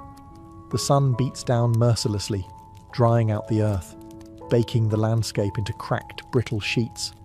Water is scarce, the river a meandering thread fighting for survival. To the untrained eye, it is a wasteland, barren, empty, forgotten by the gods. But the people of Corral saw something different. They did not see a desert to be feared. They saw a canvas to be shaped. They recognized the river, however modest, as the lifeblood of possibility. And so, with patience, ingenuity, and sheer determination, They turned this unforgiving place into a thriving oasis of life and culture. Their first victory was agriculture. They learned to tame the river's seasonal floods, building simple but brilliant irrigation systems that channeled water across the valley floor. Where others saw sand and dust, they coaxed green shoots of hope: cotton, beans, squash, guava, sweet potatoes. Cotton, in particular, became their treasure. It was spun into fishing nets and textiles, fueling trade with coastal villages and creating bonds that stretched far beyond their desert home.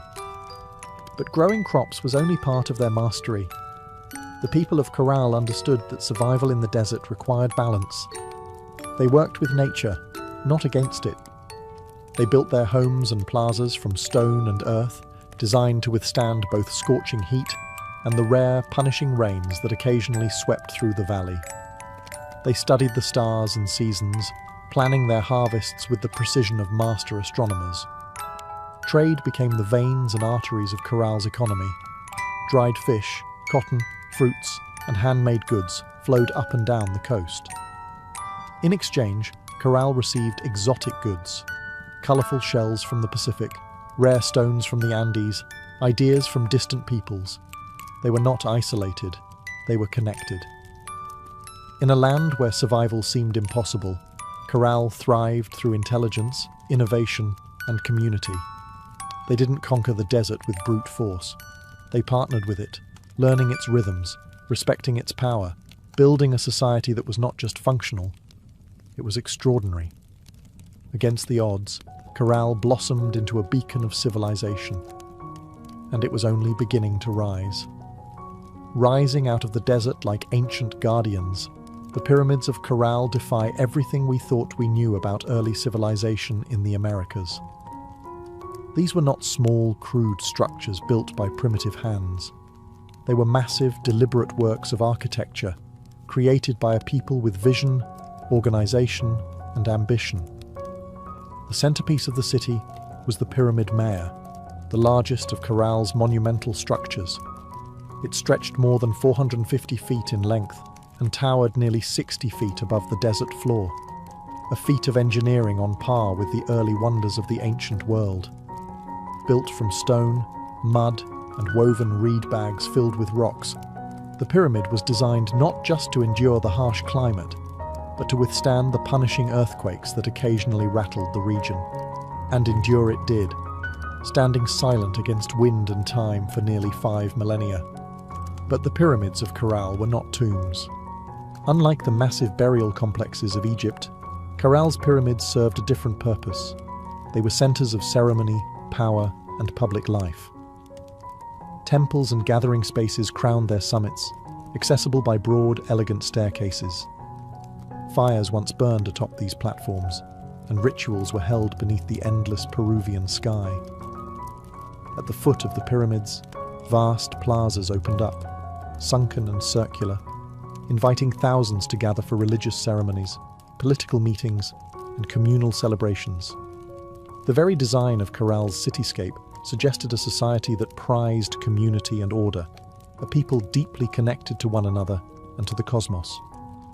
Around the pyramids, smaller residential complexes fanned out, likely home to priests, administrators, artisans, and farmers. The pyramids themselves seem to have been strategically placed, aligned with celestial events, sunrises, solstices, the cycles of the stars. To the people of Corral, architecture wasn't just practical, it was spiritual, mathematical, cosmic. Walking among the weathered stones today, it's almost impossible not to feel a strange sense of awe. These structures were raised without metal tools, without the wheel, without beasts of burden. Yet they rose with symmetry, scale, and staggering precision. The great pyramids of Corral were not built for vanity, nor for war. They were built to connect earth and sky, community and cosmos, humanity and eternity. And they still whisper across the sands, telling a story that refuses to be forgotten. Among the ruins of Corral, there is something profoundly different, something that sets it apart from so many ancient civilizations. No weapons have been found buried beneath its sands. No defensive walls circle its plazas.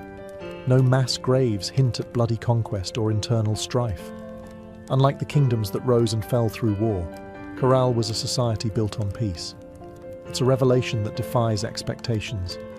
Here was a civilization that flourished not through violence, but through cooperation, trade, and shared belief. The people of Corral seem to have invested their energy not in armies or fortresses, but in architecture, astronomy, music, and communal life. Their plazas and pyramids weren't monuments to victory over enemies. They were centers of celebration, worship, and governance. This was a civilization that chose to gather rather than conquer, to negotiate rather than destroy. Trade was the lifeblood of Corral's success. Cotton, grown along the fertile riverbanks, was spun into fishing nets that were traded with coastal communities. In return, Corral received dried fish, an essential source of protein, and exotic goods from faraway places, colourful shells from the Pacific, precious stones from the highlands, and even rare tropical fruits from distant valleys. This wide network of trade stitched the region together, binding far-flung communities into a peaceful web of mutual benefit. And in the centre of it all, Corral thrived as a cultural and economic hub. Religious and ceremonial life played a vital role in maintaining social harmony. The city's grand public spaces and sunken plazas likely served as stages for rituals that united the people under shared spiritual beliefs. Music filled these gatherings, flutes carved from condor bones, drums made from deer hides, creating soundscapes that echoed across the desert, tying individual lives to something greater. Leadership, too, appeared to rely less on military strength and more on spiritual authority and civic organization. The city's leaders must have coordinated massive construction projects, seasonal agricultural cycles, and complex trade agreements, all without leaving behind the brutal scars of war. In an ancient world so often defined by conflict, Corral stands as a shining exception, a reminder that civilization does not have to rise on the broken backs of the conquered. It can instead be built by the quiet power of collaboration, creativity, and trust. At Corral, the stones still seem to hum with echoes of a world long gone. It was not just a city of buildings and trade. It was a city alive with sound, ceremony, and spiritual rhythm. Music and ritual were woven into the very heartbeat of Corral's civilization. Archaeologists, digging carefully through the dry sands, uncovered a treasure trove of ancient instruments, flutes crafted from the bones of condors and pelicans, whistles fashioned from deer antlers, small drums stretched with animal hides. These artifacts were not simple toys. They were crafted with care, tuned to specific notes, designed to carry sound across the wide, open plazas of the city. In a world without written language, music spoke the language of the soul. Imagine it, the low thrum of drums rising at dusk, flutes keening like the desert wind, feet stamping on the sunken plazas as hundreds gathered under the fading light. Fires would crackle atop the pyramid platforms. Priests, dressed in intricate woven garments, would chant to the gods of the river, the earth, the stars. In those moments, Corral was not just a city, it was a symphony. The layout of Corral itself suggests that ritual life was at its core. The grand plazas were not mere open spaces. They were stages for communal ceremonies, carefully designed to draw people together. The sunken circular courts acted like ancient amphitheatres, focusing sound and sight onto the rituals performed at their centres. And above them all, the pyramids loomed, not as tombs, but as sacred mountains built by human hands, linking the earth to the heavens. Rituals likely marked the turning of the seasons, the cycles of planting and harvest, the movements of the stars. Music was not just entertainment. It was a bridge between people, between nature and the divine, between the known and the mysteries beyond. No violent murals, no terrifying gods of war, no bloodthirsty sacrifices. In Corral, the spiritual world seems to have been one of harmony, celebration, and reverence. Even today, when the desert wind whistles through the ruins, you can almost hear it. The faint strains of ancient music, the forgotten songs of a people who found beauty, meaning, and connection in the heart of the harsh, endless sands. Carroll wasn't just a place of music, trade, and ritual. It was a marvel of engineering, a testament to human ingenuity in one of the harshest landscapes on Earth. Without metal tools, without the wheel, without draft animals, the people of Corral shaped a city of stone and earth that has endured nearly 5,000 years. Their achievements were astonishing. Massive pyramids rose from the desert floor, constructed not with small, fragile bricks, but with enormous stones carried across the dry valley. Workers transported rocks using reed bags, ingenious baskets strong enough to bear heavy loads, woven from the very plants that grew along the riverbanks. Layer upon layer, they built with care, stacking stone and filling the interiors with rubble to create structures that could withstand not only time, but nature's fury. And they understood nature well. Corral lies in a region prone to violent earthquakes, yet their pyramids and plazas survived largely intact. How? By mastering earthquake-resistant architecture. Builders used flexible construction techniques, layered fills, wide foundations, and rounded corners that allowed their monuments to absorb and dissipate seismic energy. It was engineering born not from textbooks, but from an intimate knowledge of the earth itself. Water management was another silent triumph. Despite living in a desert, the people of Corral developed sophisticated irrigation systems. Channels and canals carefully guided river water to their agricultural fields, allowing crops to flourish even during dry seasons. No water was wasted. Every drop mattered. The layout of Corral itself reflected brilliant urban planning. Major structures aligned with key astronomical points, suggesting a deep understanding of the solar cycles. The sunken plazas, with their precise geometry, were more than gathering places. They were instruments for tracking the heavens, allowing priests and astronomers to predict seasons crucial for survival. Even the city's organization spoke of a complex society. Residential zones, administrative areas, ceremonial centers, all were arranged in harmony, balancing communal life with sacred spaces. They built not just for the moment, but for generations. Today, as modern engineers marvel at Corral's resilience, they are reminded that greatness is not measured by technology alone. Sometimes the deepest wisdom lies in understanding the forces of nature, in working with the land, not against it. Corral's stones have endured storms, quakes, and the erosion of time itself. They stand as a silent testament to a civilization that engineered their dreams into the desert sands. For centuries, the city of Corral flourished, a beacon of peace, music, trade, and architectural mastery in the desert sands. And then, quietly, almost without a trace, it was abandoned. No fires marked its fall, no signs of conquest scar its walls, no mass graves or shattered monuments tell a story of sudden disaster. Instead, Corral simply faded, its plazas emptied, its pyramids left to the drifting sands, its flutes and drums silenced by time. Why did they leave? That question still lingers like a ghost across the Super Valley. Some scholars believe that environmental change struck the final blow. Evidence suggests that a long period of drought may have crippled Corral's agriculture. Without the river's life-giving waters, the fields would have withered. Trade networks, dependent on surplus cotton and food, would have faltered. The careful balance Corral had maintained with its harsh environment may have finally tipped beyond repair. Other theories point to shifting trade routes.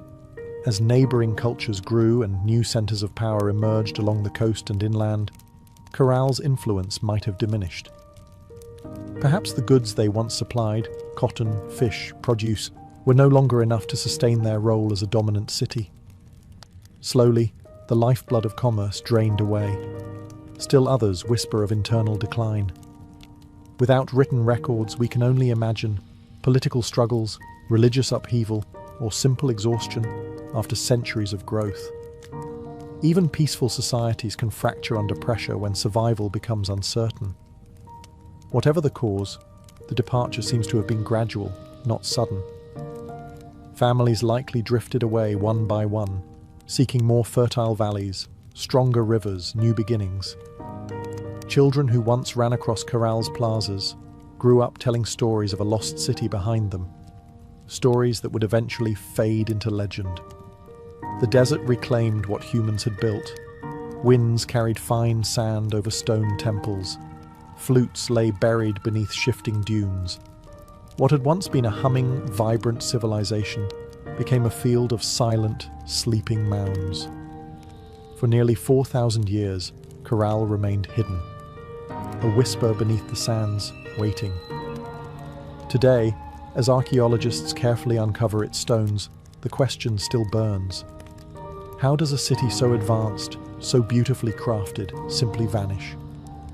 Perhaps the truth is that even the greatest civilizations, no matter how wise or peaceful, are still fragile, threads woven into the tapestry of time, forever vulnerable to the unseen forces of change. For millennia, Corral lay forgotten, buried beneath the silent sands of the Super Valley.